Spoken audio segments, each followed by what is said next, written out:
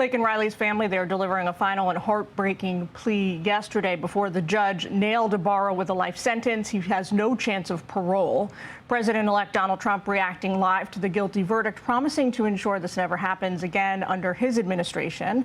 Joining us now is Trump's senior advisor and attorney, Alina Habba. Alina, thanks for taking time with us this morning. I want to read our viewers, I'm sure you've seen this post from the president-elect, but he writes on Truth Social yesterday, hopefully this can help bring some peace and closure to her wonderful family who fought for justice. We love you, Laken, and our hearts will always be with you.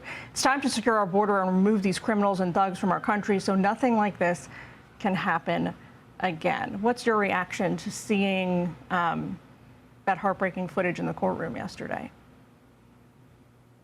It was a travesty. My heart goes out to that family.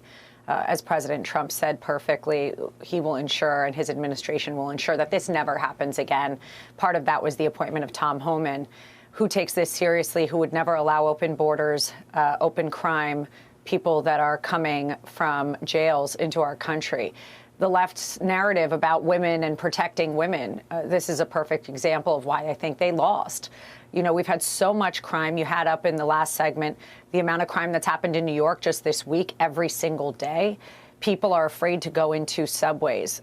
These things shouldn't be the American way. That's third world country living. And America needs to put safety first, women and men first, but more importantly, our people in a secure situation so we never have a travesty like what happened to Laken. It was horrible. And there's no punishment, frankly, for him that will ever do justice.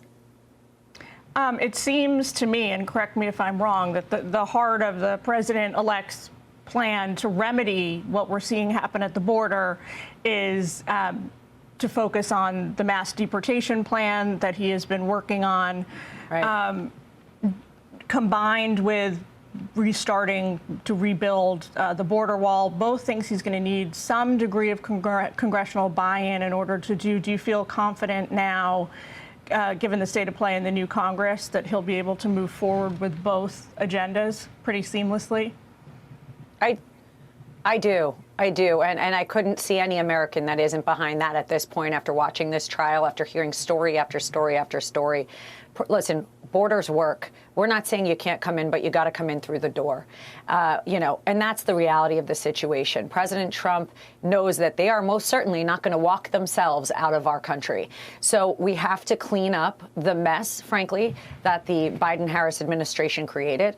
The open borders was a crisis. We have a real crisis on our hands, and we have crime as a result of it, and deaths, innocent people like Laken. So I can't see how Congress wouldn't be behind it. I think this is going to be an easy lift, and then President Trump's going to get to work and clean it up. Real quick, as the president-elect is filling out his cabinet to near completion at this point, it's all happening very quickly. As you know, he's facing a lot of pushback from Democrats, from even some Republicans on some of his nominees. How do you think this is going to play out over on Capitol Hill? I think this is a normal process. There's never going to be an appointment where somebody doesn't have something to say. I think at the end of the day, when they speak to President Trump, and President Trump is not shy to voice his opinions as to why he's chosen people, all of the people that he has picked from transition, all the people that he is putting in is for a purpose, a reason, and has been calculated and decided with a lot of methodical teamwork, et cetera, and they will get behind it. We need strong America First people in the administration. We cannot have people weak at the knees. And President Trump is picking every single person for the sole purpose of cleaning up a mess very quickly, because he's only got 4 years to do it, and he will do it with this team. All right, Alina Habba, thanks for taking time with us. Appreciate it. I'm Steve Doocy. I'm Brian Kilmeade. And I'm Ainsley Earhart. And click here to subscribe to the Fox News YouTube page to catch our hottest interviews and most compelling analysis.